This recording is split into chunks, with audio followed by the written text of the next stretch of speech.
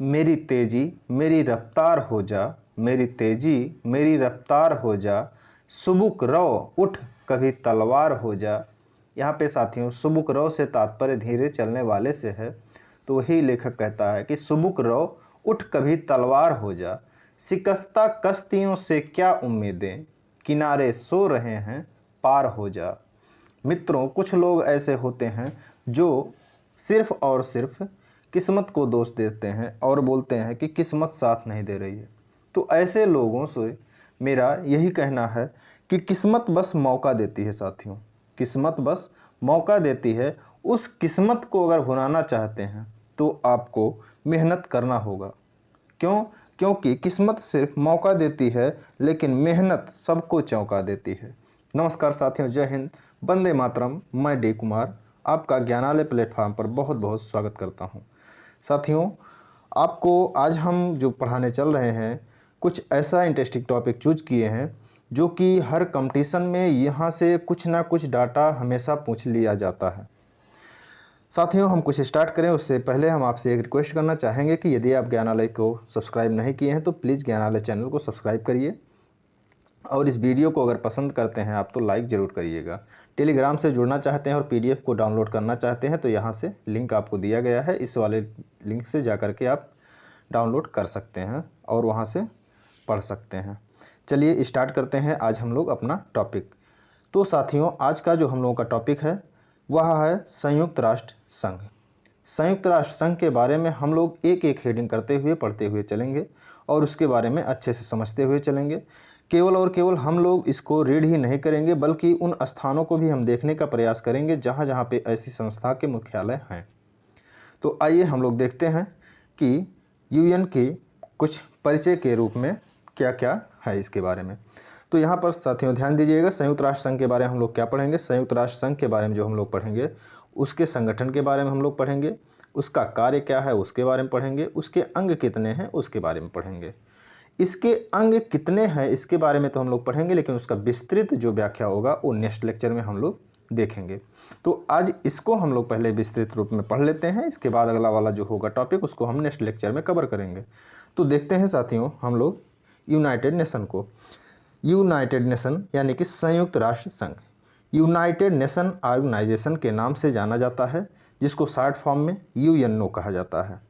इसके परिचय को अगर आपको हम बताएं तो साथियों इसकी स्थापना जो हुई है वह 24 अक्टूबर 1945 को की गई थी, जिसका उद्देश्य जो है वह है कानून को सुविधाजनक बनाने में सहयोग, अंतर्राष्ट्रीय सुरक्षा, आर्थिक विकास, सामाजिक विकास, मानवाधिकार और विश्व शांति के लिए कार्य करना।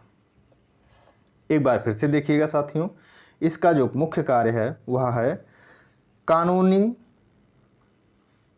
जो सुविधाएं हैं उसको सहयोगी बनाए रखना, साथ में अंतर्राष्ट्रीय सुरक्षा को मजबूत करना, आर्थिक विकास को बढ़ावा देना, सामाजिक विकास को बढ़ावा देना, मानवाधिकार की रक्षा करना, विश्व शांति को स्थापित करना। ये सभी कार्य हैं किसके?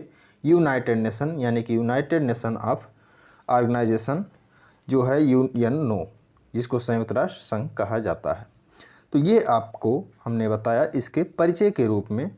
अब इसमें से आपको एग्ज़ाम में क्या पूछता है आपसे उसके बारे में आप यहाँ पर ध्यान दीजिएगा। यहाँ से सबसे ज़्यादा क्वेश्चन जो बनने वाला है इसके स्थापना दिवस के बारे में पूछा जाता है कि इसकी स्थापना कब हुई है। तो ये जो 24 अक्टूबर 1945 है, यह डेट आपको याद रखना है साथियों। आगे हम लोग बढ़ते हैं। मित्रों, इसके नाम की बात अगर की जाए कि इसका नाम किसने दिया, कैसे इसका नाम यूनाइटेड नेशन पड़ा, तो यहाँ पर ध्यान दीजिएगा कि संयुक्त राष्ट्र संघ अथवा यूनाइटेड नेशन का नाम जो है इसका नाम अमेरिका के तत्कालीन राष्ट्रपति जो थे जिनका नाम फ्रैंकलिन डी रूजवेल्ट था, उन्हीं के द्वारा यह नाम दिया गया था। किसके द्वारा? अमेरिका के तत्कालीन राष्ट्रपति फ्रैंकलिन डी रूजवेल्ट के द्वारा। ठीक है, तो ये नाम जो दिया गया था किसके द्वारा दिया गया था? अमेरिका के राष्ट्रपति के द्वारा। अब अगर बात करें इसकी रूपरेखा क्या है, क्या ऐसी रूपरेखा है, तो इसके लिए आप देखिएगा कि इसकी रूपरेखा का जो निर्माण करने का कार्य किया गया था वह कुछ बड़े राष्ट्रों के प्रतिनिधियों के द्वारा किया गया था और यह जो प्रतिनिधि थे उनका सम्मेलन हुआ था साथियों 21 अगस्त 1944 को। 21 अगस्त 1944 को वाशिंगटन में आयोजित किया गया और जो 7 अक्टूबर 1944 तक चला था। इसी सम्मेलन में इसकी रूपरेखा को निर्धारित किया गया था। तो बात ये आती है कि वाशिंगटन ये है कहाँ पे? तो ये वाशिंगटन जो है अमेरिका में है, लेकिन अमेरिका के किस साइड में है इसको आइए हम लोग देखते हैं कि कहाँ पे यह यूनाइटेड नेशन का ये जो है स्थान है। तो यहाँ पर ध्यान दीजिएगा साथियों, इसका मुख्यालय जो है वाशिंगटन डीसी, इसका यूएसए का राजधानी है। तो वाशिंगटन जो है वह आपको दिख रहा है साफ साफ, कहाँ पे है? वो है इस जगह पे, यहाँ पर वाशिंगटन है। न्यूयॉर्क भी आपको मिलेगा अभी आगे, तो वो कहाँ पे है? वह भी इसी के बगल में न्यूयॉर्क भी स्थित है। ये आपका अमेरिका का मैप है। ठीक है साथियों, आगे हम लोग बढ़ते हैं, लेक्चर को हम लोग ध्यान देते हैं। तो साथियों यहाँ पर जो ये वाशिंगटन में आयोजित किया गया था, इसी में इसकी रूपरेखा निर्धारित की गई। अब आगे की बात करें अगर इसके राष्ट्रध्वज के बारे में, तो इसके राष्ट्रध्वज में आप लोग यहाँ पर ध्यान दीजिएगा कि संयुक्त राष्ट्र संघ का जो ध्वज है, इसकी पृष्ठभूमि जो है वो हल्की नीली है, यानी कि इसका झंडा जो है वह जिस पर बना हुआ है वह कैसा है? वह नीला है। और उस नीले झंडे पर श्वेत रंग से, सफ़ेद रंग से संयुक्त राष्ट्र संघ का प्रतीक बना हुआ है। यह जो प्रतीक है वह 2 जैतून की पत्तियों के वक्राकार शाखाएं हैं, उन्हीं को उस पर खुले रूप में रखा गया है। और यह उस खुले रूप में जो रखा गया है ये पत्तियों को, वह विश्व के मानचित्र के ऊपर रखा गया है। तो आइए देखते हैं कि इसका कैसे, किस हिसाब से इसका ध्वज है। अगर आपके सामने दे दिया जाए, कभी कभी दे दिया जाता है कि इसमें से आप ध्वज को पहचानें, तो वो कैसा आप पहचान पाएंगे, कैसा आपको दिखता है, वो आपको हम चलिए दिखाते हैं। तो मित्रों यहाँ पर आप देख सकते हैं कि यह आपका यूनाइटेड नेशन का जो फ्लैग है वह है। यह हल्का नीला है और इस हल्के नीले के ऊपर यह जैतून की 2 पत्तियों को आप देख सकते हैं वक्राकार रखा गया है। और इसके बीच में विश्व का मानचित्र है, या विश्व का चित्र आप कह सकते हैं। तो इस तरह से यह दिखता है यूएन का फ्लैग। और यह जो फ्लैग है, इसमें से क्वेश्चन जो बनता है वह यह बनता है कि ये जो पत्तियां हैं वह किस चीज़ की हैं। तो उसको आप ये जानते रहिएगा कि जैतून की पत्तियां हैं। किस चीज़ की हैं? जैतून की पत्तियां हैं। चलिए हम लोग आगे बढ़ते हैं। अब हम लोगों ने मानचित्र को भी देख लिया कि कहाँ पर उसका फ्लैग जो है वह कैसे है। तो इसके बाद हम लोग देखते हैं मुख्यालय। मुख्यालय जो है साथियों वाशिंगटन का, यूएन का, वह कहाँ पे है? संयुक्त राष्ट्र संघ यानी कि यूएन का मुख्यालय अमेरिका के न्यूयॉर्क शहर के मैनहट्टन, ये क्या है? मैनहट्टन। इस चीज़ को आप याद रखिएगा, बार बार पूछा जाता है। मैनहट्टन द्वीप पर स्थित है। लेकिन साथियों यह मैनहट्टन द्वीप जहाँ पर स्थित है, वह ज़मीन जो थी वो दान में मिली हुई है। और वो दान कौन किया था उस ज़मीन को? तो जिसके लिए भूमि जो दान किया गया है वो जॉन डी रॉकफेलर यहाँ पे है, इन्होंने ही इसे दान में दिया था। इसी दान दी गई भूमि पर ही यहाँ पर मुख्यालय इसका स्थित है। इसके अलावा भी कुछ मुख्यालय ऐसे भी हैं जो कि जेनेवा और कोपेनहेगन, इन जगहों पर इसके कुछ संस्थाओं की शाखाएं हैं, उनके मुख्यालय यहाँ पर स्थापित किए गए हैं। तो यहाँ पे आपकी जो बात आती है कि न्यूयॉर्क शहर कहाँ पे है, तो जैसा कि हमने पहले भी अभी दिखा दिया, और इस टाइम पर चलिए हम आपको फिर से दिखा देते हैं कि न्यूयॉर्क शहर कहाँ पे है। यहाँ पर आप देख सकते हैं न्यूयॉर्क ये है, और न्यूयॉर्क के इधर साइड में अगर आप देखेंगे तो ओंटारियो झील है। ओंटारियो झील के इधर अगर आप देखते हैं तो ईरी झील है। और इसके अलावा यहाँ पर आप देखेंगे तो यह क्या है? एक नदी के रूप में जाती है और यह अटलांटिक महासागर से जुड़ती है। तो यहाँ पर आपको जो मिला वह यह कि यह कहाँ पर स्थित है, तो न्यूयॉर्क सिटी कहाँ पे है? यह यूएसए के लेक जो है ओंटारियो उसी के तट पर स्थित है। अब यहाँ पे न्यूयॉर्क शहर को मत स्थापित करिए क्योंकि न्यूयॉर्क शहर जो है यह पूर्वी भाग में है। ये प्रांत की बात आप कर सकते हैं अल्बानिया के। चलिए हम लोग चलते हैं नेक्स्ट टॉपिक पर, इसी के उसको हम लोग देखते हैं। अब नेक्स्ट लाइन जो है वह है यूएनओ का मुख्यालय जो है, मुख्य कार्यालय, वह 1952 में बन करके तैयार हुआ था। यहाँ इसके महासभा की जो पहली बैठक हुई थी वह हुई थी अक्टूबर 1952 ईस्वी में।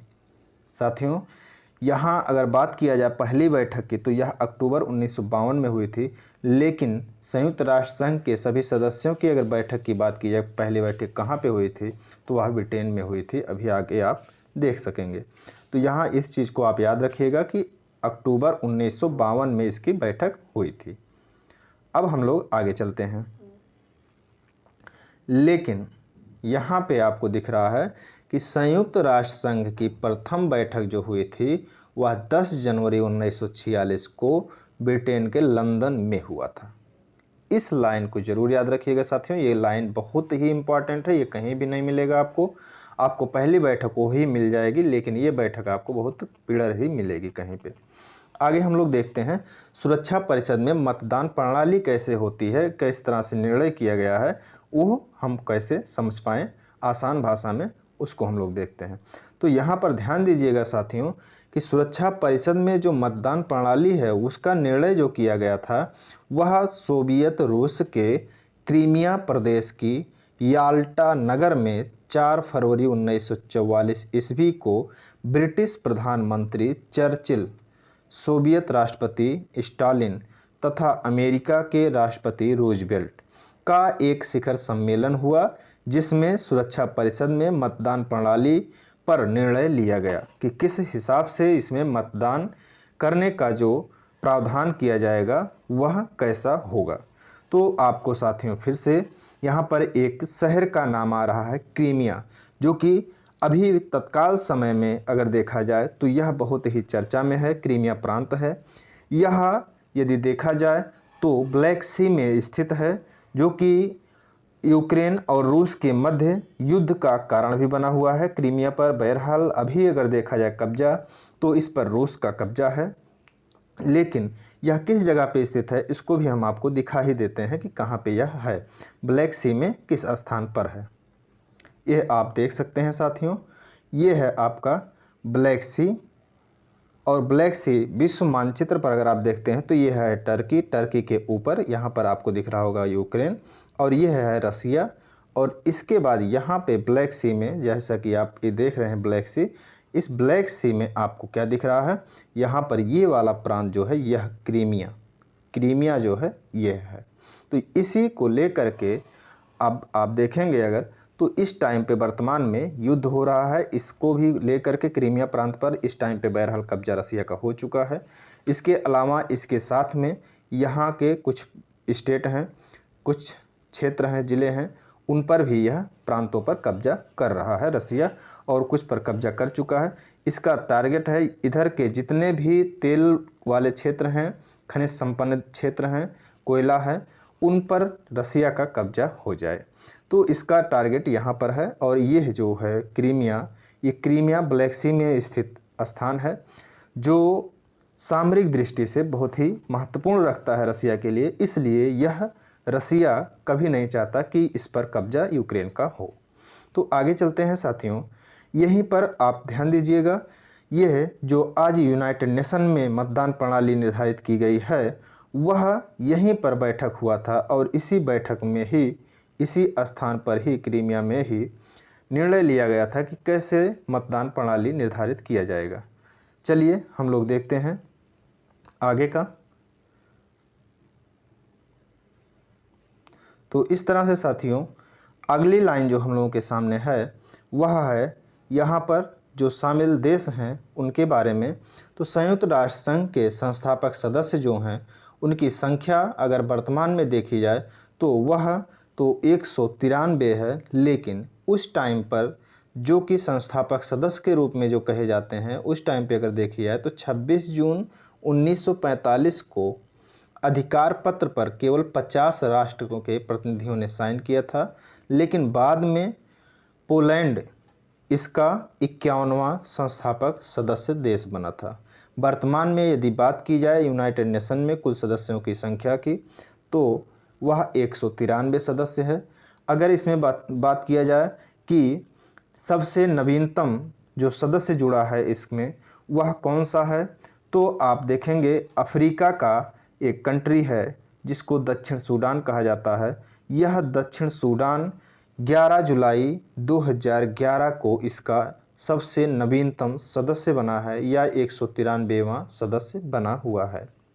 मित्रों, यूनाइटेड नेशन के बारे में अगर संविधान की बात किया जाए तो इसमें कुल 111 अनुच्छेद दिए गए हैं इसके संविधान में और 19 अध्याय हैं। यूनाइटेड नेशन के संविधान में कितने अनुच्छेद हैं, तो 111 हैं। अध्याय की बात की जाए तो 19 हैं। इसकी कार्यकारी भाषा की बात की जाए यदि, तो इसकी भाषाएं जो हैं मुख्य रूप से अंग्रेजी और फ्रेंच हैं, लेकिन इसको स्वीकृति की बात किया जाए कि इसने कितने भाषाओं को स्वीकृत किया है, तो अन्य अधिकृत जो भाषाएं हैं, स्वीकृत भाषाएं 6 हैं। 6 अन्य नहीं, सॉरी, जो इसमें टोटल हैं वो 6 हैं। और इस 6 में जो हैं अंग्रेजी और फ्रेंच के अलावा जो अन्य भाषाएं हैं वह है चीनी, अरबी, रूसी और स्पेनिश। इस तरह से 4 अन्य भाषाएं हैं साथियों। और इस 4 भाषाओं के अलावा जो ये आप अंग्रेजी और फ्रेंच देख रहे हैं, यह मूल भाषा के रूप में जाना जाता है। यहाँ पे अगली लाइन है साथियों कि यूनाइटेड नेशन में कौन ऐसा भारत का व्यक्ति रहा जो कि हिंदी में पहली बार भाषण दिया। तो यहाँ पर ध्यान दीजिएगा कि यूनाइटेड नेशन में सबसे पहले हिंदी में भाषण देने वाला पहला व्यक्ति जो था, वह जाहिर सी बात है भारत का ही होगा, और भारत के जो हैं वो अटल बिहारी वाजपेयी जी हैं। साथियों, इसके चलते हैं हम लोग अगले टॉपिक पर। और अगला टॉपिक जो है यूनाइटेड नेशन के टोटल कितने अंग हैं उनके बारे में। तो साथियों, इसके जो अंग हैं वह महासभा है, सुरक्षा परिषद है, आर्थिक एवं सामाजिक परिषद है, प्रन्यास परिषद है और अंतर्राष्ट्रीय न्यायालय और सचिवालय है। कुल मिलाकर के इसके कितने हैं, 6 पार्ट हैं। तो इस 6 पार्ट में अगर आप देखेंगे तो महासभा जो होती है, आप इसको असेंबली के रूप में देख सकते हैं, संसद के रूप में देख सकते हैं। विश्व संसद जिसे कहा जाता है वह यही है। यहाँ पर लोग बैठ करके कानून पारित करते हैं, जैसे कि आपके संसद में पारित किया जाता है। यह कार्य नहीं करता बल्कि केवल क्या करता है, कानून पारित करता है। तो इसको क्या कहा जाता है साथियों, महासभा कहा जाता है। अगले स्टेप पे अगर हम लोग बढ़ें तो यह जो है सुरक्षा परिषद है। सुरक्षा परिषद का काम क्या होता है, यह कार्य करने का होता है। जैसे आपके यहाँ कोई भी गवर्नमेंट होती है, प्रदेश स्तर पर अगर आप देखते हैं तो प्रदेश स्तर की कैबिनेट होती है। अगर से देश स्तर पे देखते हैं आप तो देश स्तर की कैबिनेट होती है, कंट्री लेवल पे होती है कैबिनेट।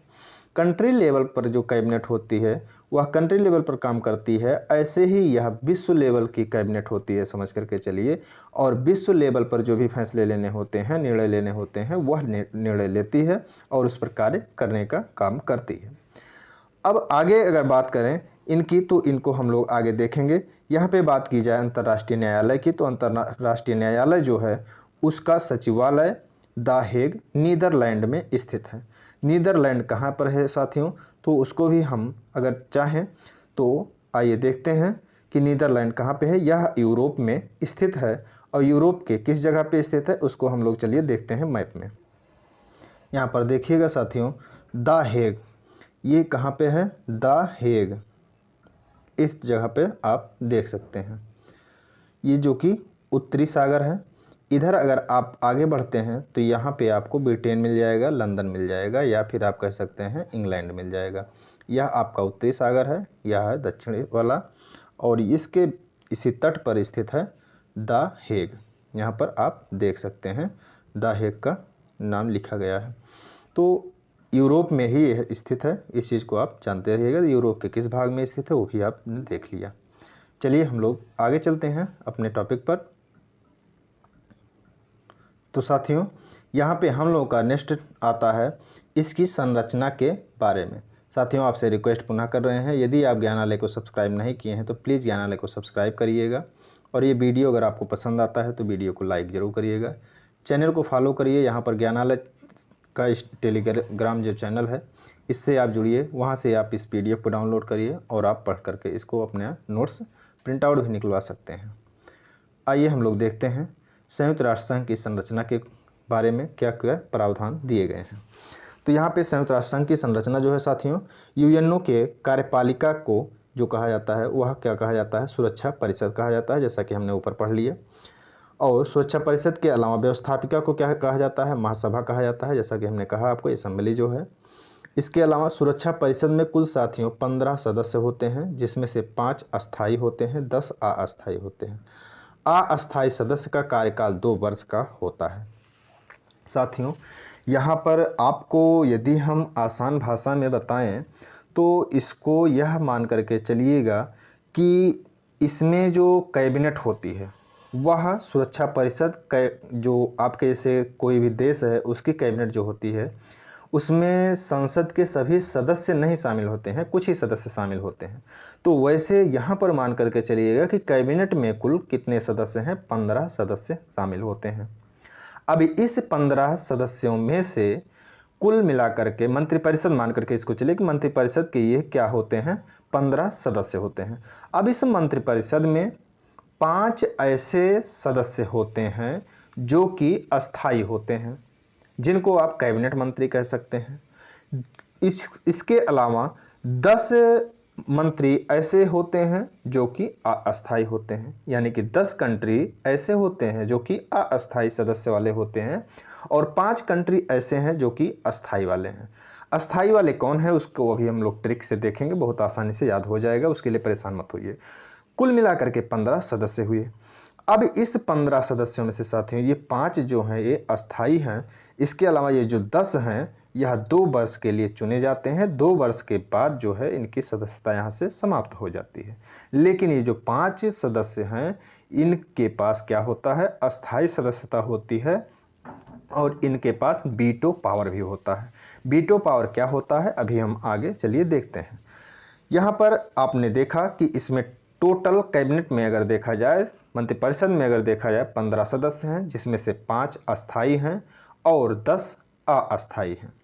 जिसमें से अस्थायी सदस्यों का कार्यकाल जो होता है वह 2 वर्ष का होता है। अस्थायी सदस्यों का जो कार्यकाल होता है वह हमेशा हमेशा के लिए वो अस्थायी रूप से सदस्य बने रहते हैं। साथियों, नेक्स्ट लाइन में आइए हम लोग देखते हैं कि वो जो 5 अस्थायी सदस्य हैं वो कौन कौन से सदस्य हैं। यहाँ पर ध्यान दीजिएगा साथियों, जैसे आपने देखा होगा विश्व का मैप, तो मैप में अमेरिका महाद्वीप, एशिया महाद्वीप और इसके अलावा यूरोप महाद्वीप, ये आपने देखा होगा। अफ्रीका भी देखा होगा, ऑस्ट्रेलिया भी देखा होगा, लेकिन इन 2 महाद्वीपों के साथियों कोई भी सदस्य अस्थायी सदस्यों में शामिल नहीं है। अब इसमें आप देखिएगा उत्तरी अमेरिका में USA है, यानी कि अमेरिका जिसको कहते हैं आप, उसके पास अस्थायी सदस्य है, उसके पास अस्थायी सदस्यता की सीटें हैं आप कह सकते हैं। यूरोप की बात किया जाए तो यूरोप में 2 सदस्य हैं ऐसे जिनके पास अस्थायी सीटें हैं, पहला है ब्रिटेन, दूसरा है फ्रांस। एशिया की बात की जाए तो एशिया में साथियों चीन है, चीन के पास अस्थायी सदस्यता है, अस्थायी सीटें हैं। इसके अलावा रूस को आप एशिया में भी शामिल कर सकते हैं, यूरोप में भी शामिल कर सकते हैं, क्योंकि रूस जो है यह है यूरेशिया में। इस हिसाब से आपने देखा कि एक अमेरिका महाद्वीप का, 2 ब्रिटेन और ये फ्रांस यूरोप महाद्वीप के, और 2 चीन और रूस एशिया के, ये 5 मिलकर के अस्थायी सदस्य हैं जिनके पास यहाँ पर वीटो पावर होता है। यानी कि आप इन 5 को कैबिनेट स्तर का मंत्री मान सकते हैं, कोर स्तर के मंत्री मान सकते हैं, जिनमें से किसी एक के असहमति होने पर कोई भी प्रस्ताव पारित नहीं हो सकता, कोई भी प्रस्ताव लागू नहीं किया जा सकता है। आगे देखिएगा, यूएनओ का जो प्रधान होता है साथियों, उस प्रधान को महासचिव कहा जाता है। यह महासचिव का पद जो होता है वह कुछ कुछ वर्षों के अंतराल पर चुने जाते रहते हैं। 193 जैसे सदस्य देश जो हैं उन्हीं में से कोई एक सदस्य देश का व्यक्ति इसमें महासचिव के पद पर चुना जाता है। लेकिन साथियों, जो भी फैसले होते हैं, पुनः हम आपसे कहेंगे कि कोई भी गवर्नमेंट हो, उसके फैसले जो होते हैं वहाँ की सरकार के द्वारा किया जाता है, मंत्रिपरिषद के द्वारा किया जाता है। तो यहाँ की जो मंत्रिपरिषद है 15 सदस्यीय, जो वह है कौन सा, सुरक्षा परिषद ही मंत्रिपरिषद है, और इसके द्वारा ही निर्णय लिए जाते हैं। और इसके जो निर्णय लिए जाएंगे वह निर्णय जो होगा वह बहुमत के आधार पर होगा, लेकिन उनमें से इन 5 सदस्यों का शामिल होना जरूरी है। कोई भी एक सदस्य अगर उसमें शामिल नहीं रहता है तो वह निर्णय अमान्य होगा, वह निर्णय लागू नहीं होगा। आगे देखते हैं साथियों, इसके बारे में कुछ और लाइनें। यहाँ पर देखिएगा, ग्लेडविन जेब जो कि यूके के थे, यह 24 अक्टूबर 1945 से 1 फरवरी 1946 के बीच में यूके के थे। वो कार्यवाहक महासचिव के पद पर रहे। यहाँ पर ये लाइन बहुत इंपॉर्टेंट है साथियों, आपके लिए बहुत इंपॉर्टेंट है, क्योंकि ये लाइन आपको बहुत ही कम जगहों पे मिल पाएगा। ये कार्यवाहक या आप कहें अंतरिम महासचिव कौन थे, तो वह थे कौन, ये ग्लेडविन जेब थे जो कि यूके के थे। कार्यवाहक महासचिव पहले वाले जो होगा वह नहीं मिल पाएगा, आपको कहीं भी मिलेगा, नोट्स मिलेगा तो आपको सीधा सीधा यही मिलेगा कि प्रथम महासचिव कौन थे, तो आप ये बता देंगे आसानी से कि ट्रिगवेली थे। लेकिन कार्यवाहक की बात किया जाए तो वो आपको हो सकता है प्रॉब्लम, तो इसलिए इस लाइन को जरूर याद रखिएगा साथियों। बात की जाए यदि प्रथम महासचिव की, जो ट्रिगवेली जी थे, यह कब से कब तक रहे, तो 2 फरवरी 1946 से लेकर के 10 नवंबर 1952 तक ये थे, और ये नॉर्वे के थे। ठीक है साथियों, आगे हम लोग चलते हैं। संयुक्त राष्ट्र संघ यानी कि यूनाइटेड नेशन ऑर्गेनाइजेशन के वर्तमान महासचिव की बात अगर किया जाए तो वर्तमान महासचिव जो हैं वह पुर्तगाल के हैं, एंटोनियो गुटारेस। कौन है, एंटोनियो गुटारेस हैं या गुटेरेस हैं। आगे हम लोग चलें, यदि बात करें भारत के बारे में, तो भारत की बात अगर की जाए तो संयुक्त राष्ट्र संघ की पहली महिला अध्यक्ष की अगर हो बात, तो वह विजय लक्ष्मी पंडित जी थीं, जो कि भारत की थीं। वह ही यहाँ पर पहली महिला अध्यक्ष के रूप में चुनी गई। इसके अलावा संयुक्त राष्ट्र संघ के सर्वप्रथम जो हिंदी में भाषण देने वाला व्यक्ति कोई रहा, वह अटल बिहारी वाजपेयी जी थे। इस चीज़ को हमने आपको पहले ही बता दिया। तो इस तरह से साथियों आज का यह लेक्चर यहीं पे समाप्त होता है। उम्मीद करते हैं यूनाइटेड नेशन से संबंधित सारे प्रश्नों को आप अब कर पाएंगे, सारे डाउट को अब आप क्लियर कर लिए होंगे। इसके जो संस्थाएं हैं, इसके जो शाखाएं हैं, उनको हम नेक्स्ट वीडियो में लेकर के आएंगे और वहाँ उसको भी हम अच्छे से विस्तृत रूप में डिफाइन करके विस्तृत रूप में उसको आपको समझाएंगे। उम्मीद करते हैं साथियों यह लेक्चर आपको बहुत पसंद आया होगा। यदि आपको पसंद आया है तो इसको आप अपने दोस्तों तक ज़रूर पहुंचाइए, शेयर करिए और हमारे इस चैनल को आप फॉलो ज़रूर करिए, सब्सक्राइब करिए, लाइक करिए। वीडियो पसंद आया हो तो ज़रूर लाइक करिएगा, अपने दोस्तों तक ज़रूर पहुंचाइएगा। इतना ही रिक्वेस्ट के साथ चलिए मिलते हैं किसी नेक्स्ट वीडियो में। तब तक के लिए साथियों नमस्कार, जय हिंद, वंदे मातरम।